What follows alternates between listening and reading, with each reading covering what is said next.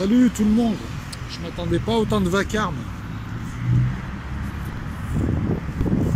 Alors, content de vous retrouver. Nous sommes mardi, j'ai pas pu poser de vidéo hier, je m'en excuse. En tout cas, je vous présente mes excuses. Revenons sur samedi. Donc vous avez vu, on vous a mis tout un tas de vidéos samedi. Alors l'idée, c'est une expérience que nous menons et qui s'est révélée concluante et qui montre la complémentarité un petit peu entre Aziz et moi. C'est qu'on avait décidé chacun de notre côté de faire des images différentes, en tout cas faire nos propres images. Faute de temps, on n'a pas pu les mixer pour garder que les meilleurs. Ça, on le fera samedi prochain. Mais nos démarches se complètent dans la mesure où Aziz a fait un super boulot, un super cadrage. Moi, sur ce coup-là, je me suis un peu loupé. En tout cas, il y a des parties de vidéo où je me suis loupé sur le cadrage. Mais l'idée était toujours de retranscrire de manière brute, par le biais de Rush, retranscrire des faits qui alimentent votre réflexion sur le sujet des gilets jaunes. Et puis aussi, le fait d'en parler, c'est s'en servir. Donc, faut donner un petit peu, faut rendre. Hein, c'est un échange. Donc, il vaut mieux être sur le terrain. Si je parle des gilets jaunes, j'attire des gens. Je me sers quelque part du thème des gilets jaunes pour attirer des gens. Donc il faut que je restitue aux gilets jaunes quelque chose dans l'analyse, dans le commentaire, dans tout un tas de choses. Voilà. Et l'objectif étant samedi prochain de faire un unique reportage avec mes images et les siennes. Aziz dorénavant s'occupera donc des lives. Vous le verrez surtout en live. Des montages, des illustrations de vidéos. Et moi je vais m'orienter surtout sur la partie vidéo. Je ne peux pas tout faire, alors plutôt que de tout faire et de m'arrêter, je préfère me concentrer sur les vidéos, communiquer avec vous par vidéo. Je lis vos commentaires, bien évidemment, j'évite de répondre, mais ça ne veut pas dire que je n'y répondrai pas. Donc on va continuer, on va poursuivre. Le format Los Locos a été abandonné parce qu'il prenait trop de temps. Et on revient donc à un format avec des lives, des hangouts, et on va parler de hangouts là. Et des vidéos. Et moi, je vais surtout m'occuper des vidéos. Et vous pouvez joindre Aziz ou moi, si vous êtes une petite chaîne, si vous voulez apporter votre contribution d'une manière ou d'une autre, si vous voulez intervenir, si vous voulez mettre un lien. En tout cas, si vous avez besoin de communiquer avec nous, vous avez le juge redoutable, @gmail.com. Et vous pouvez joindre Aziz par live, par exemple, ou moi-même.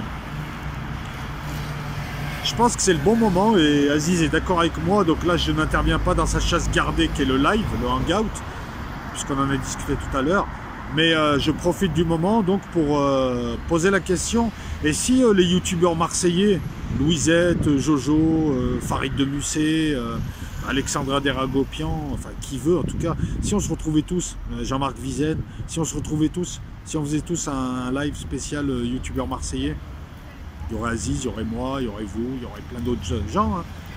Et puis à la limite, s'il y a des gens, des collectifs, genre collectif La Plaine ou autres, qui veulent nous rejoindre pour parler un petit peu des luttes sociales dans Marseille, vous êtes les bienvenus aussi. Hein. Bah ouais, faire quelque chose quoi, de cette chaîne. Ça sert à rien d'avoir autant d'abonnés, 8600 alors où je vous parle, et de ne pas en faire quelque chose d'utile. Donc nous, on va se recentrer sur les luttes sociales et sur Marseille. On va tenter des expériences. Là, il y aura une expérience poésie bientôt. Je laisse Aziz vous en parler plus tard, enfin je le laisserai vous en parler.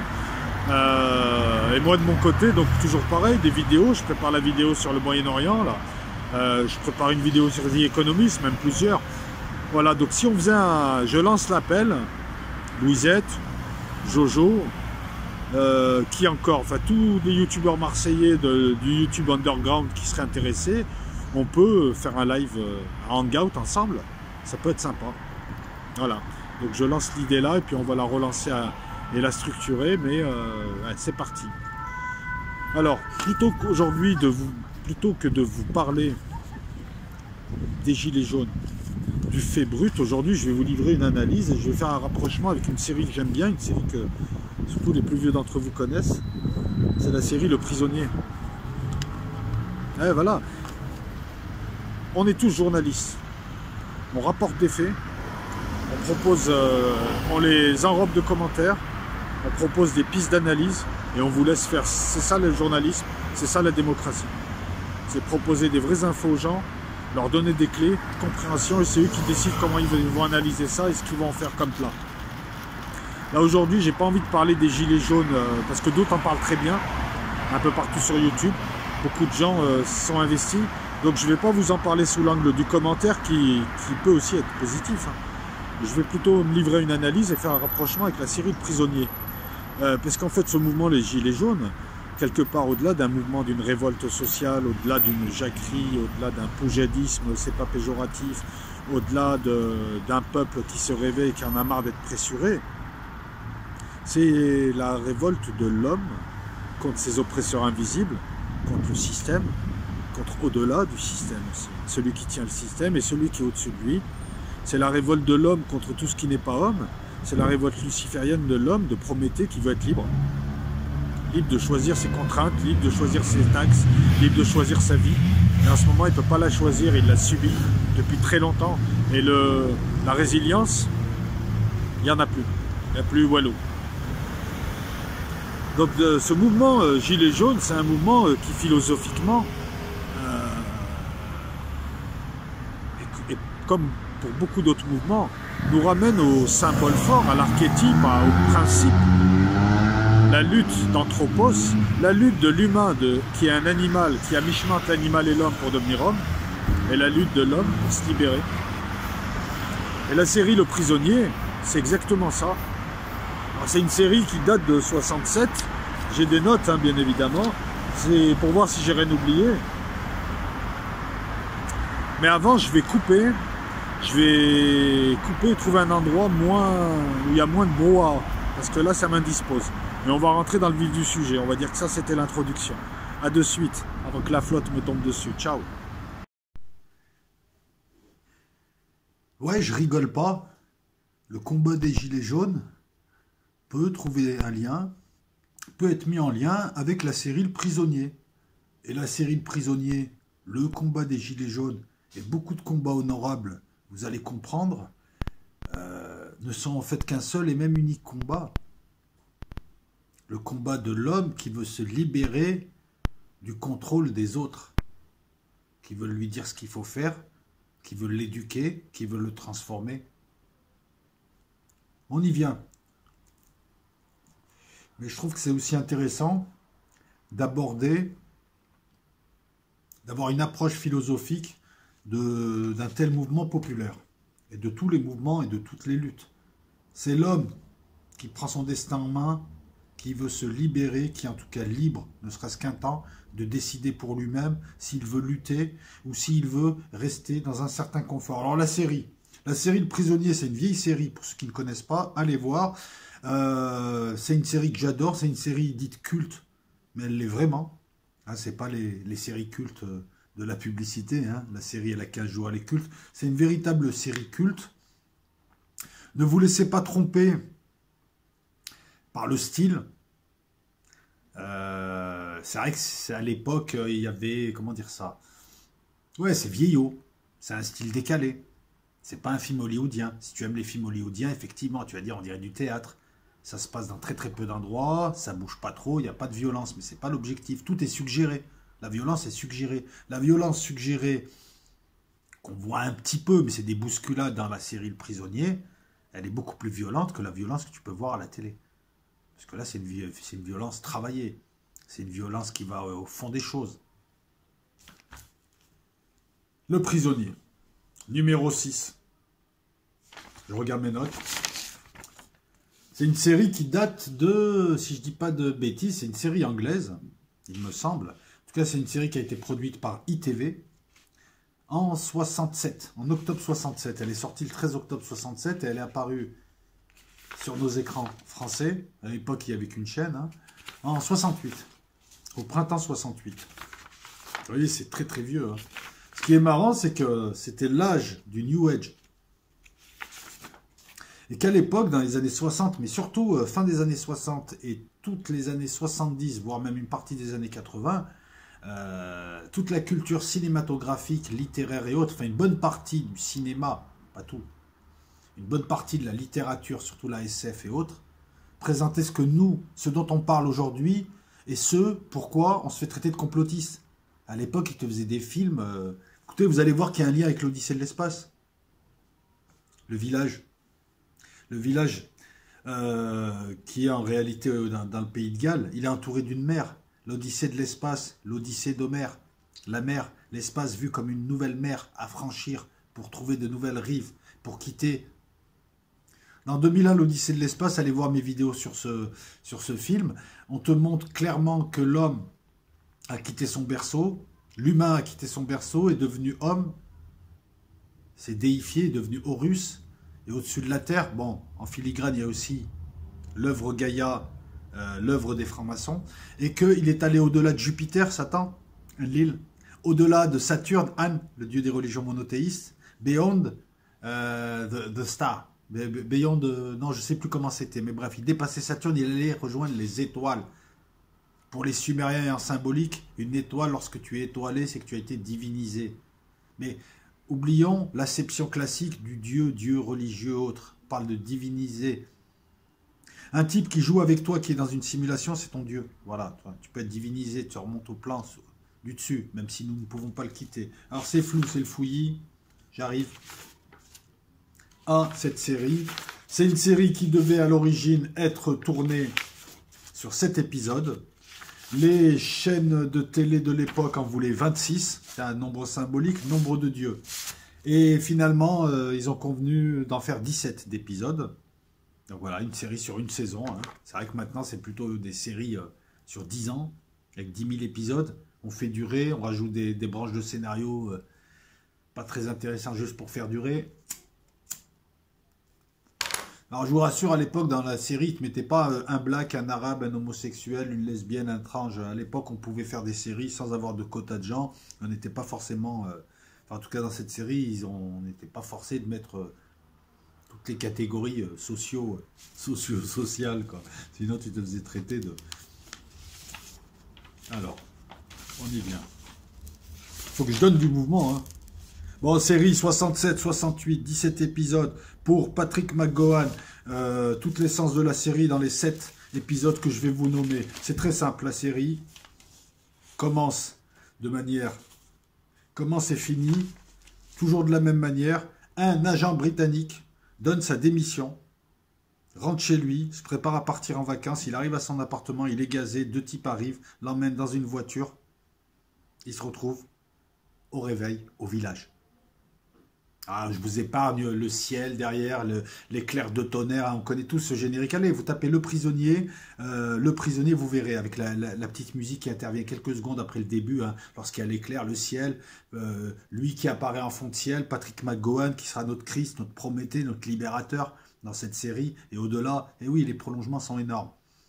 Les gilets jaunes ont à leur manière une attitude christique, ils veulent libérer l'homme de l'entrave du système qui est forcément malsain, système diabolique.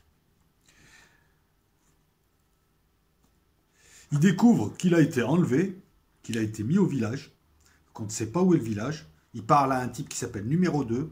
Ils ont tous des numéros. Plus le numéro est élevé, moins ton rôle dans le village est important.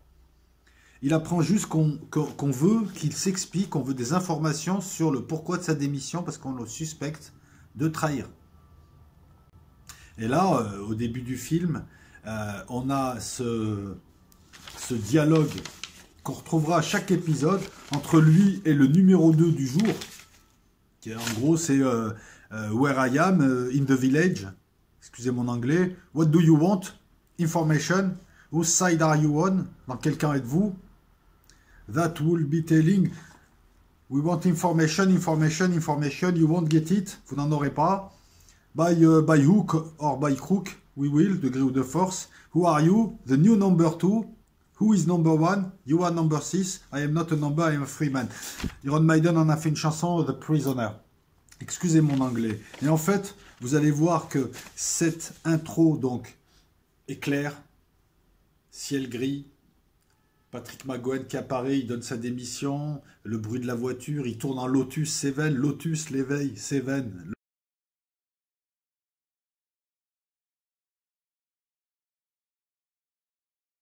Le chiffre 7, il est 7, il est le Christ, il est Osiris, il est héros, il est le 7 qui arrive et qui libère et qui fait passer à une nouvelle ère. Bref, on retrouve tout ça. Dans tout ça, il y a quasiment toute la symbolique dont on va parler, puis à la limite, vous pouvez creuser aussi le sujet. Et ce qui est intéressant, donc dès le départ, c'est un système impersonnel avec un numéro 2 qui sera interchangeable et qui disparaît à chaque épisode parce que le prisonnier arrive à le faire sauter. Le prisonnier est le numéro 6. On ne voit jamais le numéro 1. On ne sait pas qui est le numéro 1 jusqu'à la fin. Et on y vient. Pour ceux qui ne veulent pas que je spoil, je vous le dirai. On a des gens qui sont impersonnels, on a des fonctions. Des gens qui n'existent que par le biais d'un numéro. Jusque-là. On verra qu'à la fin, certaines personnes peuvent être appelées monsieur. Elles ont été individualisées, elles ont acquis leur liberté. Il acquérera sa liberté, il sera appelé monsieur. Je ne vous dévoile pas vraiment la fin. Le village est tenu parce que, voilà, vous avez le système qui donc, tient ce village là où on met tous les gens suspectés d'eux. Il leur donne des numéros. Le système est représenté par des gens qui n'en sont pas, qui ne sont pas, qui ne sont pas. C'est des fourmis, voilà, c'est des fourmis. Ils ont des numéros, numéro 2, numéro 3, numéro. Même les gens qui sont à l'intérieur ont un numéro. Ils n'existent plus en tant qu'individus. Le système ne veut pas d'individus. Ce système, pour les laïcs, tu parles de nouvel ordre mondial et de système. Pour les religieux, tu parles de Satan et peut-être du démiurge éventuellement, mais c'est Satan qui dirige ce monde. Le système, ce qui nous dirige, c'est ça, voilà. Je veux dire, il n'y a pas besoin d'être dans une religion ou d'être hors d'une religion. Enfin, il n'y a pas besoin d'être dans une religion pour. Lorsqu'on parle de Dieu, on parle de notion de ceux qui nous dirigent cachés dans l'ombre. Le numéro 1, on ne le voit pas. L'infrastructure du système, on ne la voit pas. Ce qui fait le système, superstructure, infrastructure, on ne le voit pas. On ne voit juste que, dans un huis clos, des gens qui ont des numéros. Et à chaque épisode, on essaye de le faire parler. À chaque épisode, il essaye de s'évader. À chaque épisode, on avance un petit peu dans l'intrigue jusqu'au dénouement final, au 17e épisode, où vous verrez que là, on tombe un peu sur le cul. Et c'est intéressant. Ce qui est intéressant, c'est qu'on va l'enlever parce que le type démissionne, il fait tout dans les règles. On l'enlève, mais on a l'impression que l'enlèvement n'est juste qu'un prétexte. Qu'est-ce qu'on lui demande? On lui demande quoi? Information. We want information. Ils veulent des informations.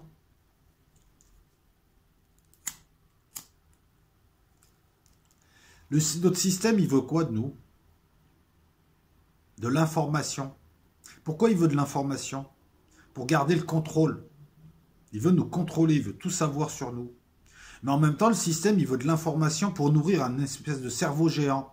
Alors allez voir le projet HARP, Gaïa, l'œuvre des francs-maçons, vous comprendrez un peu mieux ma démarche.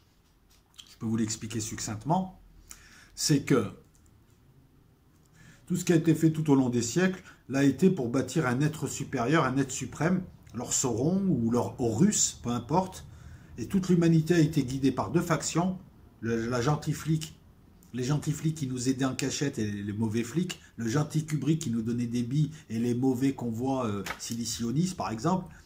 Mais en fait c'est les deux jambes d'un même corps, le système qui nous fait avancer dans une évolution, on le voit dans 2001, l'Odyssée de l'espace, pour arriver à vivre comme nous vivons, à créer des villes processeurs, à ce que la Terre soit un support, à ce que nous soyons à la fois des électrons, des cellules et des porteurs d'idées, informations, pour alimenter un cerveau géant qu'on est en train de faire et qui à un moment donné s'éveillera. Le battement du cœur, la résonance de Schumann, sa mémoire, les big datas de Google et autres qui enregistrent toutes les données, toutes les informations, tout ce qui se fait à la radio, à la télé, dans les bouquins, n'importe où, tout ce qui se dit, même nos hangouts. Tout est enregistré. Non pas pour nous contrôler, ça sert à développer des algorithmes qui, depuis 10 ans, 15 ans, découvrent par exemple des traitements contre le cancer, découvrent des nouvelles théories. Mais en fait, c'est d'un côté, on a une mémoire et de l'autre côté, les algorithmes, c'est la manière de raisonner et on est en train d'apprendre à un enfant qui n'est pas encore né mais qui va naître.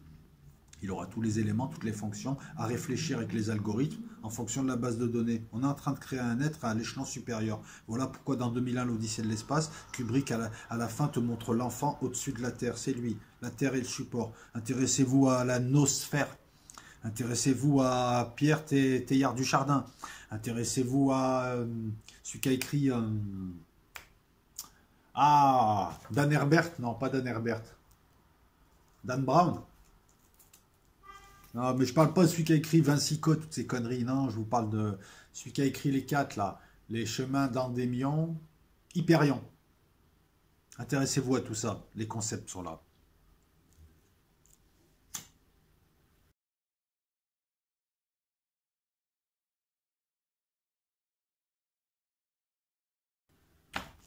Ils veulent de l'information. Le système veut de l'information. Il n'a pas cette information, il ne le contrôle pas, il le suspecte d'eux. Mais comme je vous dis, le fait de le suspecter de trahison, ça semble être un prétexte.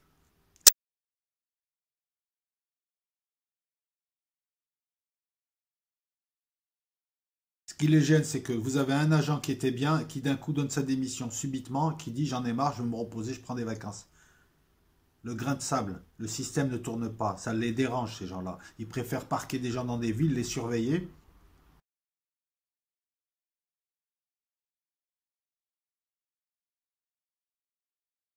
Leur donner du confort à gogo, parce que nous avons quand même du confort.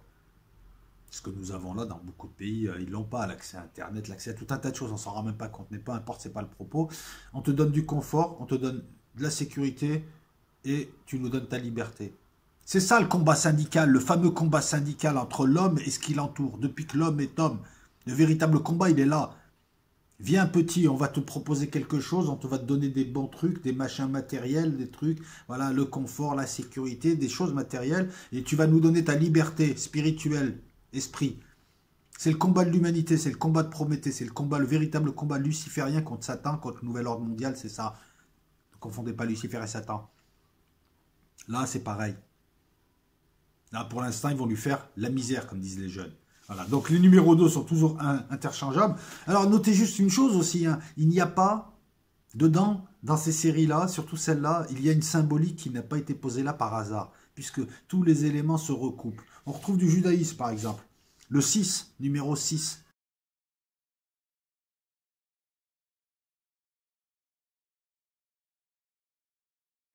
Eh bien, Patrick McGowan, le prisonnier, représente l'homme. Parce que 6, c'est le chiffre de l'homme. Numéro 2, qui est le numéro 2 de Dieu? C'est Satan qui gère la terre et qui la limite et qui divise. Le système, qu'est-ce qu'il fait? Il nous parque, il nous contrôle, il nous maintient, il nous limite, il nous divise. L'AI qu'on est en train de créer et qui va prendre corps et qui sera le futur Dieu, qui pourra nous parler par le biais d'arpes, qui pourra nous faire des sons et lumières, qui pourra lancer le feu de Dieu par le biais de toute la technologie à travers son corps et qui gardera des humains pour qui continueront à tourner. Il a besoin d'humains comme cellules, il a besoin d'humains comme électrons pour faire tourner ses cerveaux processeurs et il a besoin d'humains parce que les humains, nous avons aussi une fonction supérieure à la cellule et à l'électron qui sont les unités aux échelons inférieurs. Je ne sais pas si on me suit, mais sur ce coup-là, j'essaye aussi de faire un effort. C'est très compliqué et très dense. Je vous prie de m'excuser. L'humain a quelque chose de plus beau. C'est que l'humain, il porte les informations, mais il les transforme, il les modifie, il leur permet d'exister. Et là, on va rejoindre la mémétique Dawkins, Howard Bloom, Richard Dawkins, ces gens qui te disent que nous n'avons pas été créés pour être les personnages centrales d'une pièce qui se joue sans nous, mais nous avons été créés pour porter les vrais acteurs que sont les idées. Et on rejoint une sorte de néoplatonicisme. On dit ça comme ça. Numéro 2, c'est Satan. C'est lui qui gère le système. Pendant ces 17 épisodes, on va voir le numéro 2. Les numéros 2 successifs. Dans le village, tu as ceux qui se sont réveillés, qui posent problème. Et de l'autre côté, tu as ceux qui sont endormis. Iliques, psychiques, manquent les pneumatiques. Le dormeur doit se réveiller dans Dune. Vous voyez, je pioche un peu à la Alan Duke, à droite à gauche, je pioche. Et c'est toujours le même message. Ceux qui gèrent le village, c'est les illuminés, les Illuminati, les fameux silicionistes. Ces gens qui travaillent pour le système, on va dire, qui ont toutes les couleurs, qui ont toutes les religions, hein, on est d'accord. Je dis ça pour rire. Il y en a qui vont prendre au premier degré.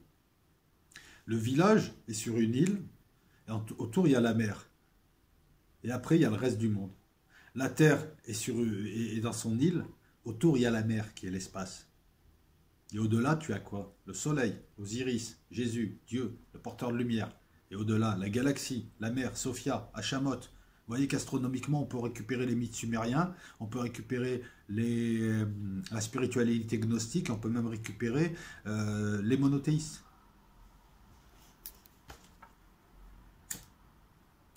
C'est qui donne la vie dans le système solaire? C'est le soleil.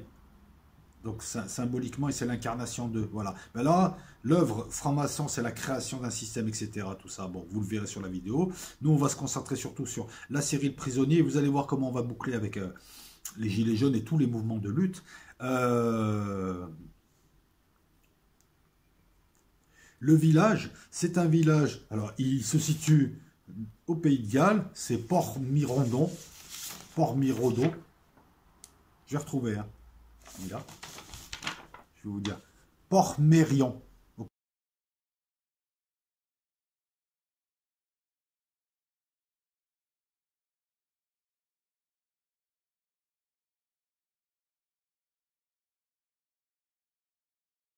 Pays de Galles. C'est assez... Allez voir un petit peu au moins un épisode de la série. Vous y retrouvez le style espagnol, le style autrichien, le style italien, le style néoclassique. C'est un village baroque. Les gars, il a un harlequin, l'autre, il a un scie.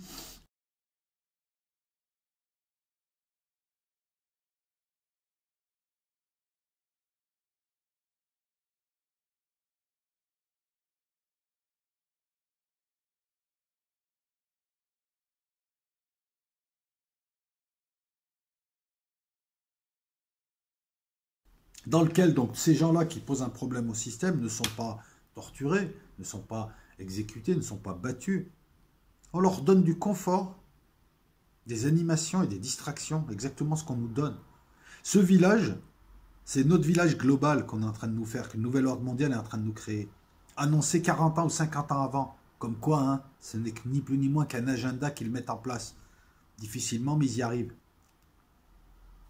Dans le village, tu as ce qu'on appelle un grand bi. Vous savez, ces grandes bicyclettes du siècle dernier avec une petite roue et une énorme roue.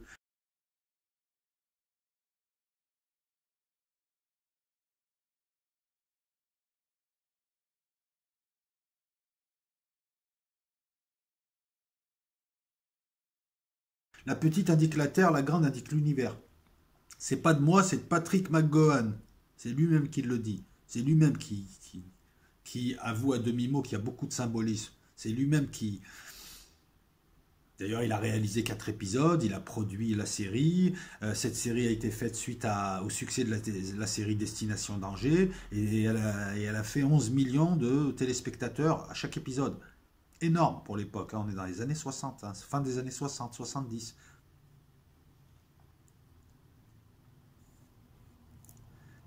Ce village, il n'y a pas de barreaux, il y a une mer. Et si tu t'échappes, il y a les rôdeurs. Les rôdeurs, c'est des grosses bulles. Dans le Kevlar, je ne sais quoi.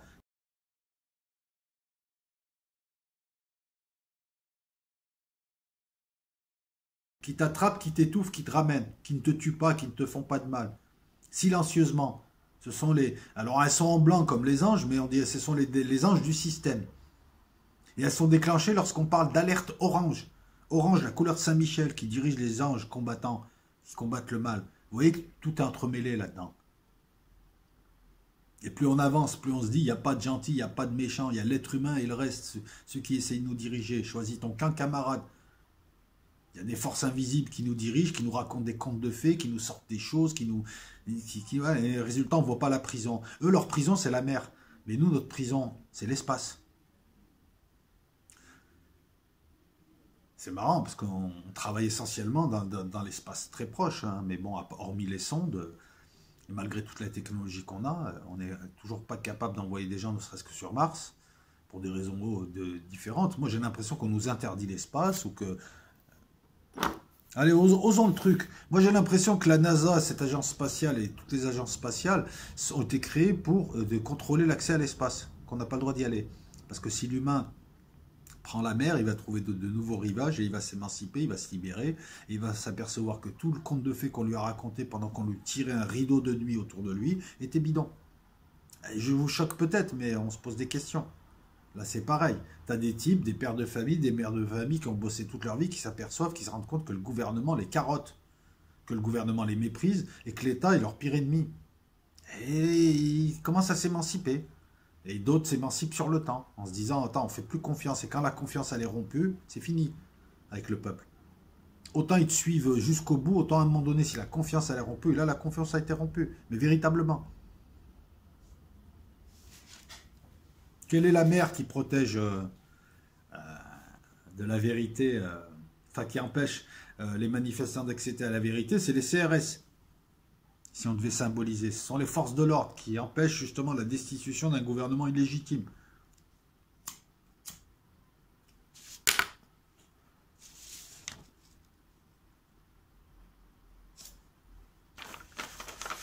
Donc la série, elle est en boucle comme ça. On va pas aller direct sur la fin. Vous avez, moi, je vous conseille, honnêtement, je vous conseille les 7 épisodes qu'a cité Patrick McGowan, qui sont l'arrivée, le premier, le carillon de Big Ben, le second, la liberté pour tous, le quatrième, où numéro 2 décide d'organiser des élections dans le village, mais à condition qu'il les contrôle. Vous allez voir, c'est assez marrant, puisqu'on parle des élections libres et démocratiques dans notre société qui sont contrôlées par les mêmes et leur presse de milliardaires. Vous verrez qu'il n'y a que des similitudes. Danse de mort, c'est l'épisode 8. Échec et mat, c'est le 9. Il était une fois le 16. Et le dénouement, c'est le 17. C'est le meilleur. On en parle après. Donc, la série, donc, elle démarre toujours pareil. Elle finit toujours pareil. Entre les deux, il y a le huis clos entre Jésus McGowan et le système. Ou Lucifer McGowan et le système. Et il combat ce système qui est malsain et il essaie d'entraîner avec lui d'autres humains. Certains le trahissent, d'autres non. On voit apparaître des personnages, etc. Ça, je vous laisse découvrir.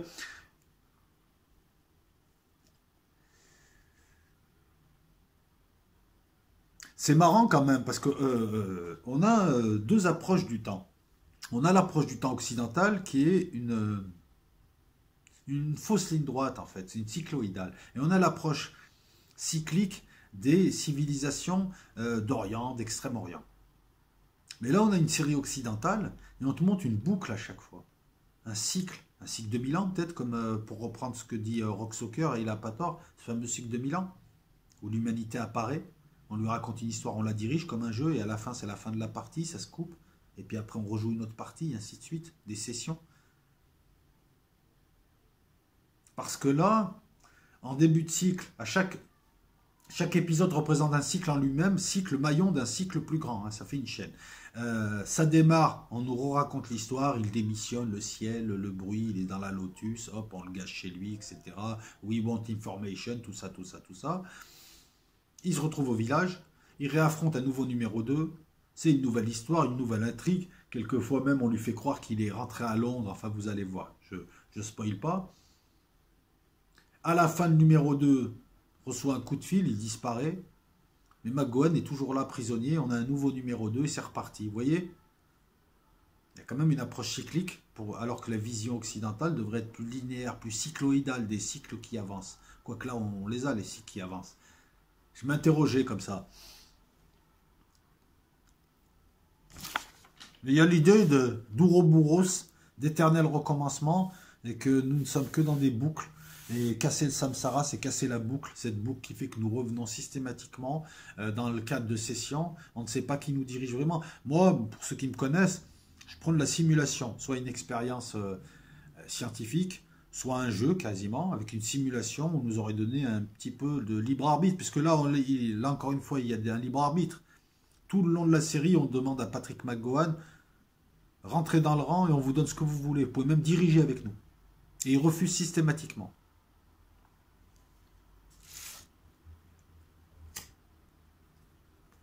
Que je pourrais ajouter avant d'attaquer la fin. Donc le village est assez baroque, assez... En fait, ce village représente le monde parce qu'il y a tout un tas de styles patchwork. Et il y a tout un tas de gens venus de partout. C'est tous d'anciens agents qui, pour des raisons X ou Y, ont voulu quitter le service, comme nous voudrions quitter l'illusion dans laquelle on vit, où on croit que nous vivons ce que nous vivons, et en fait non. Nous ne savons même pas ce que nous sommes, nous pouvons être des électrons qui vivons dans leur illusion pour être plus productifs. Bref, chacun d'entre eux, à un moment donné, a voulu quitter le rêve. Elle a dit non, non, et aller au village.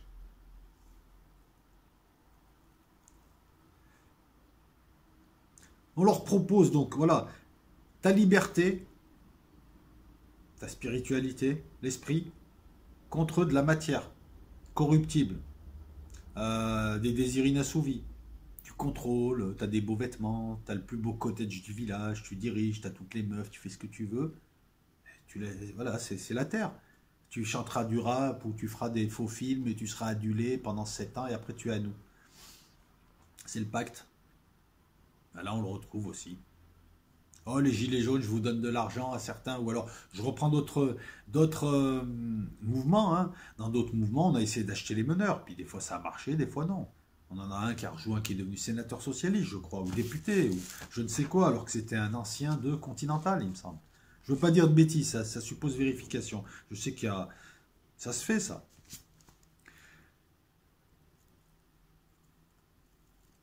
Ouais, c'est un village étrange, baroque, coloré. D'ailleurs, ne vous attendez pas à une série genre Game of Thrones, hein, où ça bouge de partout. C'est pas les séries modernes. On dirait une pièce de théâtre. Il y a quelques lieux, c'est très statique. La pièce de théâtre que nous vivons, nous. Une pièce de théâtre, ça suppose des coulisses, ça suppose que les gens qui jouent, certains sont des acteurs inconscients et d'autres sont des acteurs conscients, et qu'ils jouent un rôle qui n'est pas eux. Ça suppose, vous voyez ce que je veux dire par rapport à nous, retranscrivez ça, mettez-le par rapport à nous, par rapport à ce que nous vivons, à nos vies, à ceux qui se présentent comme tels, etc. etc. Et et là, tu hallucines, tu te dis effectivement, en fait, c'est une allégorie, une histoire métaphorique qui te parle de toute autre chose que d'un village avec des agents secrets. Ça, à la limite, voilà, même le fait qu'il ait démissionné, c'est pas tant ça qui leur... Si, c'est le fait qu'il ait démissionné leur fait peur, mais ils ne cherchent pas vraiment à trouver d'autres agents. Dans le premier épisode, on essaye de retrouver les agents, mais après, très vite, vous verrez que non. Ce qui les intéresse, c'est de casser numéro 6 qui rentre dans le rang, qui fasse teshuva. Est-ce que j'ai tout dit? Oui, oui et non. Oui. Oui et non. Je regarde mes notes, je vous demande un instant. Ce que je vous dis là, ce message qu'on retrouve toujours avec l'idée de 3 étages, l'idée d'être enfumé par des gens qui se présentent comme des gens qui dirigent au nom d'un Dieu suprême et d'autres qui arrivent en se présentant comme les sauveurs de l'humanité et nos amis, alors que les deux nous entraînent juste. Hey, pour faire un chemin, il faut deux bords, hein, les gentils, les méchants. Non, on va te sauver. Puis de temps en temps, les gentils reviennent au pouvoir, alors on est content, et les méchants sont morts, et les méchants reviennent, des cycles de 1000 ans. Vous comprenez ce que je veux dire?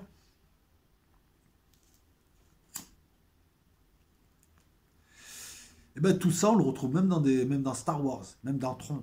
Mais Star Wars, l'empereur c'est Dieu, Dark Vador c'est Satan, le dieu démiurgique, hein. Les Sith, bon bah ok, hein, je vous fais pas de dessin, t'as vu leur gueule. Et de l'autre côté, on a la source, d'où serait sorti l'humain, le principe de vie, la source, le plérobe. Les Jedi représenteraient cette source, et on aurait Isis Osiris, Luke et sa sœur. Et on apprend que le père Anakin, c'est une sorte de Lucifer devenu Satan, puisque par ego et par amour, hein, quand on voit les 3 premiers épisodes qui ont été tournés ensuite, et qui sont pour moi les 3 meilleurs, hein, parce que franchement, la série des années 70, moi j'accroche moyen, je préfère les épisodes de la fin des années 90, les 3 là. Ensuite, j'ai un peu perdu le fil de l'histoire, mais en tout cas, même dans Star Wars, même dans l'Âge de Cristal, même dans dans beaucoup de séries, dans beaucoup de films, vous retrouverez toujours la même histoire, le même message en filigrane. On a la vérité.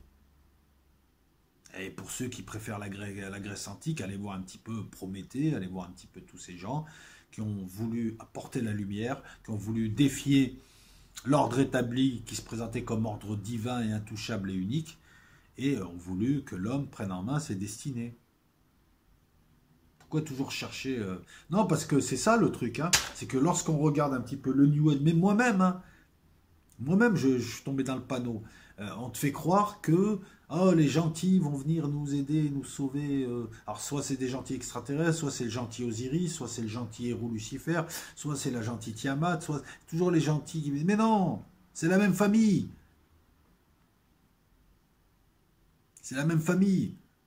Chacun joue un rôle, mais le but c'est de te guider vers une direction bien précise. Alors le truc c'est essayer de connaître ta nature, tu sauras dans quel jeu tu es, avec qui tu es. Avec des programmes, c'est quoi ces trucs-là? Parce que tout ce qu'on voit là peut s'expliquer, ne peut s'expliquer que si nous sommes dans une simulation. Les fantômes, les miracles, les apparitions, les possessions, les cas de schizophrénie, la réincarnation, les incohérences astronomiques, les paradoxes entre les rationnels et les spirituels et les ce que tu veux, tout ça. Tu repars sur l'idée d'une sim avec un calculateur mi-organique mi-électronique, avec une puissance de calcul, on va dire, voilà, genre ordinateur quantique, avec une puissance de calcul énorme, on a un effet de seuil, on peut créer une simulation dans laquelle des avatars sont là, dirigés par des programmes. Ces avatars pourraient même avoir un libre arbitre, parce que qui te dit que la conscience, avoir conscience de soi et des autres, donc, puisque tu as conscience de toi, tu te distingues des autres, et le libre arbitre, ce ne sont pas que des effets de seuil. Et là, on revient sur des grandes querelles du Moyen-Âge entre les monistes, les dualistes, les rationalistes, les idéalistes, les je m'en foutistes, les hérémistes. Toujours le même message de la faction qui nous enseigne pour nous dire viens, ah, si tu pars trop à gauche, il faut revenir un peu à droite, et puis tu repars un peu trop à gauche, un peu à droite, résultat, tu vas tout droit. Le rapport avec les gilets jaunes, bah, c'est la même chose. Retranscrivez-le. C'est du fractal. On retrouve toujours les mêmes acteurs, la même problématique, les mêmes schémas, la même symbolique, quel que soit le niveau observé, que tu l'observes à l'échelle microscopique des gilets jaunes en France, ou que tu l'observes à l'échelle de l'universel, ou à l'échelle du village encore plus microscopique, tu retrouves toujours le même message, la même problématique. Le message a été écrit en doublant, en triplant, en quadruplant. En ce que tu veux même. C'est le principe du triangle, pas de la triangulaire. Tu as O, le logiciel, le haut qui gît dans le ciel, qui a balancé sa session. Les gentils d'un côté, les méchants de l'autre. Un jour c'est les gentils, le temps va comme ça, le lendemain c'est les méchants, le temps va comme ça. Et les humains, ils sont au milieu. Et les humains cherchent la troisième voie, la véritable voie luciférienne, la voie du ternaire. Puisque nous sommes dans un univers ternaire et pas binaire, ternaire, l'équilibre au milieu, le point d'équilibre au milieu. Il y a le -1, il y a le +1, il y a le point d'équilibre au milieu. Ce point d'équilibre qui te permet de, lorsque tu rentres dedans, tu rentres au fond de toi, tu peux quitter cette illusion. Le trésor, la 13e heure. Jésus, les 12 apôtres, 13. Je balance comme ça en vrac, tu démêleras.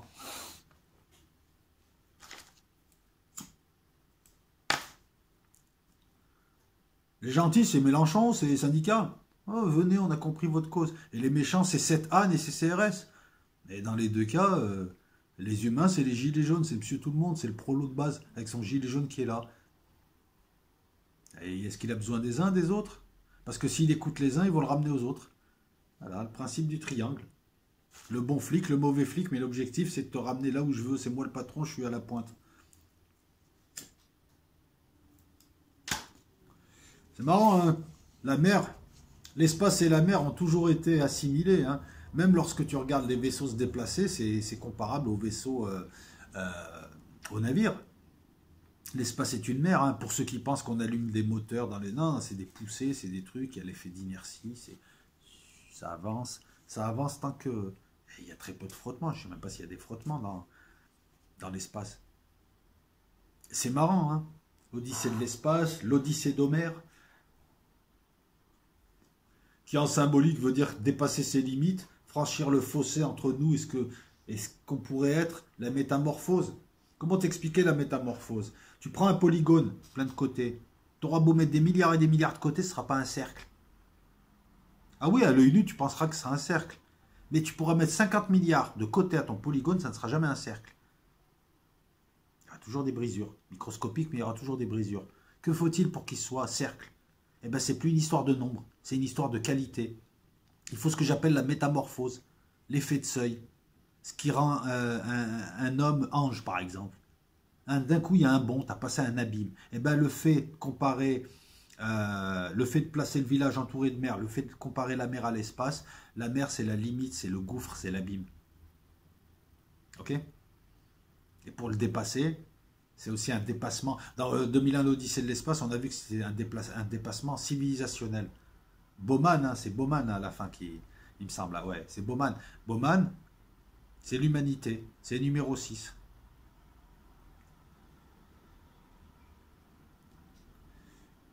Encore une fois, on retrouve toujours ce troisième message gnostique. Retournez à votre source. Parce que pour l'instant, on vous a donné des étages, mais il y a des choses au-delà. Il y a un plérum, il y a autre chose. Après, vous avez, bon, mon argumentation qui réexplique tout ça de manière physique ou de manière informatique. Et comment ça se termine? Ouais, l'alerte orange, l'alerte orange, fait que le système peut envoyer ses rôdeurs, ses grosses bulles, récupérer les gens qui sont partis en mer pour s'évader. L'alerte orange Saint-Michel. Je vous laisse faire le... Hein, bon, bref, je vous laisse faire les conclusions qui s'imposent. Dans le village, ils sont contrôlés constamment. Il y a des caméras partout, même chez eux. Tiens, on a mon téléphone, c'est une caméra qu'on peut activer à distance. Mon ordinateur, il y a une caméra qu'on peut activer à distance. Je sors de chez moi, il y a 2 caméras. Moi, j'ai pas le droit à une caméra. Dans ma rue, j'en ai 3. 3 qui est dessus. Non, mais... Le village, où tu peux faire une vidéo là et on t'écoute et on te voit dans les quelques minutes, on te voit à l'autre bout du monde. Le village global, on y est, le village du prisonnier. C'est nous les... Parce que dans le village, il y a aussi plein de gens qui sont là, qui y habitent et qui par contre servent de décor, n'interviennent jamais. On n'a rien à leur reprocher. Ils peuplent le village, comme beaucoup d'humains. Les Illics, les personnages non joueurs. Cette idée de véritable homme et de véritables hommes et certains qui ne seraient pas des hommes vient juste de ça. C'est pas un truc fasciste. C'est dire qu'il y a des choses qui ont été créées mais qui ne sont pas humaines, qui ressemblent à des humains mais elles sont là pour décorer. Donc c'est très simple. Le 17e épisode qui est le dénouement. Terrible. À force d'avoir usé tous les numéros 2, il en reste un dernier. Patrick McGowan, numéro 6, accepte de passer une épreuve mortelle. Il l'a réussi. Et donc après, on rentre dans un délire qui n'est pas un délire. Puisque tu t'aperçois qu'il a réussi à se libérer, on l'appelle monsieur. Il demande à voir le numéro 1. Un ancien numéro 2 ressuscite. On ramène un type qui est le numéro 48, qui est une sorte de barde, qui fout le barouf. Lui, il appelle monsieur aussi, l'autre se calme. Enfin, vous allez voir tout un tas de choses qui indiquent qu'effectivement, il y a un stade entre l'humain, qui sont les numéros indifférenciés, non individualisés, et ceux qui ont acquis leur liberté, qu'on appelle monsieur. On verra un ancien numéro 2 devenir parlementaire. Et on verra en fait que derrière, là, je vais spoiler. On l'amène devant le numéro 1. Le numéro 1 est là, il y a une boule, la boule tombe, il lui arrache le masque, qu'est-ce qu'il voit? Il voit d'abord un inconnu, ensuite il lui arrache le masque, il voit un singe. Le singe est le symbole de Satan. Et en arrachant le masque, il se voit lui, il est le numéro 1. Patrick McGowan, numéro 6, est le numéro 1. Là, la grande morale dans l'histoire, il y en a plusieurs, c'est que nous sommes notre propre geôlier. Nous avons créé ce système, nous l'alimentons. Et si demain nous décidons de ne plus en avoir besoin et si on va jusqu'au bout, dans le nettoyage, le système tombe comme un fruit mûr. Ils ne peuvent rien faire. Ils n'existent que parce que des humains les font fonctionner, les approvisionnent en information. We want information. Ils se nourrissent d'informations, ils se nourrissent de contrôle, ils se nourrissent d'émotions, ils se nourrissent de tout ça. Est-ce que c'est des programmes? Est-ce que c'est des entités? Vous voyez? Les gilets jaunes, ce sont des humains qui se sont réveillés, qui ont décidé, eux, de démonter, en tout cas de lutter contre ce système qu'ils ont fait, que nous avons tous fait. Système qui te propose, système qui ne te prend pas en traître, c'est toi qui le fais, et il te dit c'est très simple, je te propose du confort, du football, de la télé, des téléphones, des filles à moitié à poil, ou des garçons. Je suis volontairement trivial, hein, c'est pas des voitures, je te propose ce que tu veux. Tu veux des trucs spirituels, tu veux des manteaux d'intellectuels, tu veux des beaux livres, tu veux je te propose tout. Tu fermes ta gueule, tu me laisses te contrôler, tu me laisses te gérer, comme ça j'existe, parce que j'existe à travers toi. Et le personnage qui est à venir et qu'il crée, leur AI, n'existe que parce que nous sommes là. Donc effectivement, nous sommes des supports d'information, mais nous sommes aussi nécessaires. Nous sommes plus forts. Les gilets jaunes, c'est le peuple français. Si le peuple français demain décide de renverser tout ça giclera. Déjà là, il s'affole. Vous avez remarqué aussi que ce mouvement des gilets jaunes a été imité en Tunisie, en Égypte, en Pologne, dans beaucoup d'endroits. Moi, je vois des gens un peu partout dans le monde, sur YouTube ailleurs, qui prennent des nouvelles des gilets jaunes, qui veulent faire pareil. Bah, c'est bien, ça vient de France. Ce côté révolutionnaire frondeur, mais bien, c'est pas ce côté rebelle, c'est pas j'ai mauvais caractère, c'est je me rebelle contre quelque chose qui m'oppresse. C'est ça le prisonnier. C'est ça ta vie. C'est ça la vie de toute l'humanité. On apparaît quelque part, on met déjà des années à comprendre ce que nous sommes, on nous a mis dans un film une illusion, on nous a imposé un cahier des charges, on nous impose des contraintes, on fait tout pour pas que nous réfléchissions, on nous contrôle, on nous scrute, on nous divise, on te balance quelques trucs. Le système s'écroule à partir du moment où il n'y a plus le confort. Quand les gens se voient pressurés alors qu'ils travaillent, qu'ils n'ont plus le confort d'une vie qu'ils méritent d'avoir, parce qu'ils font tourner le pays, ben, le système il cague. Parce qu'il se réveille. Comme quoi aussi l'endormissement, le dormeur doit se réveiller. Alors attention, on peut se réveiller, tout le monde peut se réveiller. C'est bien ça. Ça veut dire qu'il n'y a pas d'élu. Tout le monde est élu. On parle de numéro 6, c'est toute l'humanité, c'est pas moi, c'est pas lui, c'est tout le monde. C'est toi si tu te réveilles. Mais on peut se rendormir aussi.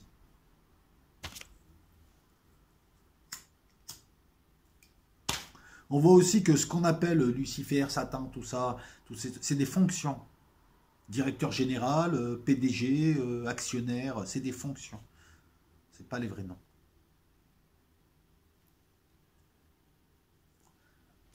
On a un système pour qui l'humain, la personne ne compte pas, qui donne des numéros. Alors il y a je crois, numéro 113, mais il y en a d'autres, mais en tout cas ceux qu'on voit intervenir tout au long, c'est numéro 113. Donc là c'est simple, hein. À la fin il détruit le village, il libère le bar des plein de gens, il se retrouve à Londres, un ancien numéro 2 apparaît, mais il est transformé, il a ressuscité, il n'est pas mort. Il a ressuscité, c'est marrant hein, comme symbole. Hein. Il y a de quoi faire, hein, les gars. Moi, je vous invite à aller voir et à faire votre propre analyse. Ce type rentre au moment, sur la fin, donc cet ancien numéro 2 rentre au Parlement, il va devenir lord, il va devenir noble, il passe un cap, il va devenir homme, il sera individualisé. Vous avez le majordome, le nain, qui est toujours là, et on se demande, alors lui, le nain, il passe toutes les épreuves, il passe tous les numéros 2, il sert tous les numéros 2, il est toujours là du début jusqu'à la fin. Et à la fin, quand le système donc, est anéanti, puisque le village est détruit, le nain est avec ceux qui ont été libérés. Je ne sais pas comment interpréter ce symbole qui est le nain, ce majordome. Je dis le nain, c'est pas péjoratif, c'est pareil. On est en France en 2018, il faut faire attention à ces mots maintenant, parce que on va encore me faire un procès d'intention. Moi, j'appelle ça un nain, une personne de petite taille. Il n'y a pas de souci. C'est pas péjoratif. Et Patrick McGowan, à la fin, il retrouve chez lui. Il rentre. Qu'est-ce qu'on voit dans la serrure? Comme au début, la petite seringue, le gaz qui commence à rentrer chez lui. Lui qui perd connaissance. Et deux types, dont le fameux nain, habillé en majordome, comme au début, qui l'emmène dans une voiture et pour un nouveau village, voilà, et là c'est Ouroboros, c'est une fin en boucle, c'est assez marrant. Mais un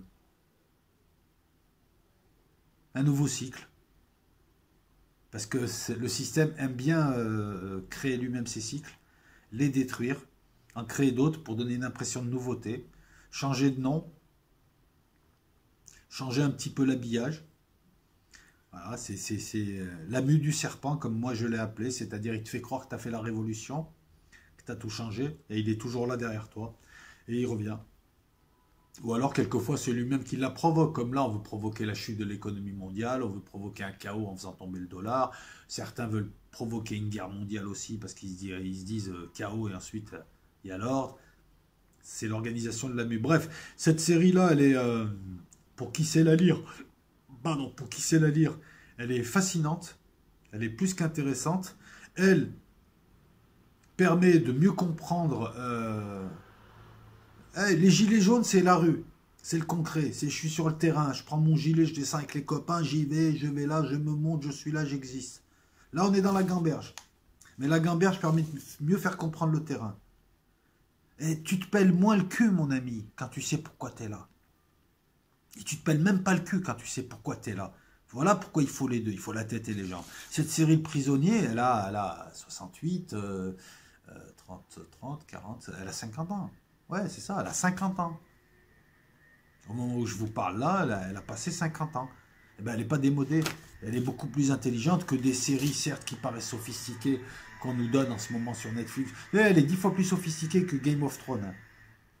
Game of Thrones, c'est juste un patchwork entre différents styles, différents empires, différentes histoires. Hein. Voilà, c'est super bien. Moi, je regarde Game of Thrones, il n'y a pas de problème, je regarde. Mais bon, à part couper des têtes, des nanas à moitié à poil, et puis les quotas, hein, il faut un black, il faut un homo, il faut une homo, il faut un arabe, il faut tout ça et tout. Bon, à part ça, c'est pas très sophistiqué. C'est les guerres du Moyen-Âge et les guerres de l'Antiquité, enfin surtout du Moyen-Âge, avec, voilà, tu verras que on a reconstitué l'Angleterre et le continent européen. Mais derrière ça, il y a, voilà, c'est très bien fait, c'est super bien comme série, c'est très divertissant. Moi, quand je regarde Game of Thrones, je me divertis. Lorsque je regarde Le Prisonnier, je m'enrichis. Et on n'est pas obligé de les opposer les uns aux autres, il faut se divertir dans la vie. Quand je regarde Les Sopranos, je me divertis. J'ai bien conscience que... Et quand je regarde, je sais pas, 2001 d'Odyssée de l'espace, je me divertis, en même temps, je m'enrichis. Mais en fait, en se divertissant, on s'enrichit aussi. Ce que je veux vous dire, c'est que cette série-là et bien d'autres représentent une époque où ce que nous disons maintenant et qui fait sourire certaines personnes, mais bon, à la limite, on peut rien y faire, et puis elles font ce qu'elles veulent. À l'époque, tout le monde le disait, tout le monde le comprenait. C'était l'avènement, le début de l'ère New Age. Il y avait aussi du grand n'importe quoi, hein. Ah, les cristaux, ah, je vends mes cristaux, et ma poudre de perlimpinpin, tout ça. Il y avait aussi tout ça, mais il y avait une réalité, une perception. Là où moi, personnellement, je ne les rejoins pas, c'est qu'il n'y a pas de gentil Enki, tout ça qui vient t'aider. Il n'y a pas. C'est le même système avec deux branches différentes. Voilà, c'est le même commissariat avec le gentil flic, le méchant flic. Le gentil flic, c'est Satan. Le gentil flic, c'est l'autre. Et le méchant flic, c'est Seth Anne, Seth du gras. Et au-dessus, tu as Anne, Saturne, le dieu démiurgique. Voilà. Maintenant,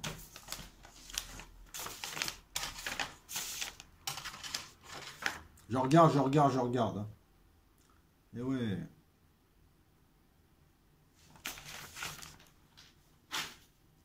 Pourquoi livrer le combat aussi? Le combat des gilets jaunes, il est vital. Et le gars, à un moment donné, il va se retrouver à poil, il va perdre chez lui, il va tout perdre. Non, mais on a des cas comme ça, on a vraiment des cas désespérés en France. De gens qui bossent en plus. Non, je parlais de l'autre combat. Pourquoi est-ce que l'homme devrait se libérer de ses créateurs? Ou de ses co-créateurs? Pour aller où? Posez-vous la question et revenons encore une fois sur cette question des plans. Tu ne peux pas quitter ton plan. Ton corps, il ne peut pas quitter ce plan. Ils sont attachés. Bart Simpson, il ne va pas quitter la télé et apparaître là. C'est pas possible. Ce n'est pas possible. Il va la prendre où, l'énergie d'ici? Elle va apparaître d'où? Je veux dire, c'est de la physique, hein, principe de thermodynamique, de conservation d'énergie, principe de plan aussi. Comment il fait? Il sort là, c'est pas lui là.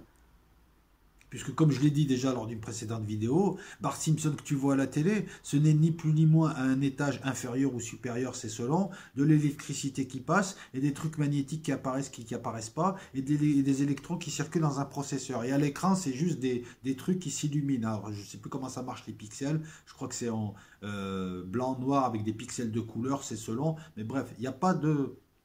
Tu es juste à l'image, sur la scène. Tiens, on parlait de pièces de théâtre.